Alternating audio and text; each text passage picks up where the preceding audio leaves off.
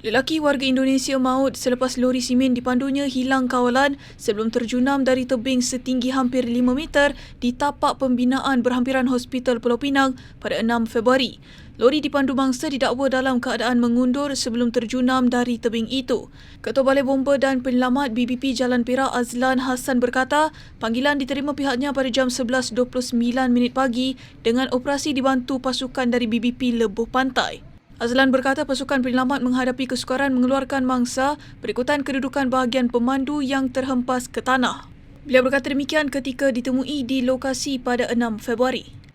Dan kita telah berusaha untuk mengeluarkan mangsa di tempat kejadian. Tapi kita mengalami kesukaran apabila keadaan lori berkenaan iaitu bahagian pemandu sendiri terhempap di tanah dan kurangnya pembukaan untuk kita akses masuk kepada mangsa untuk keluarkan mangsa.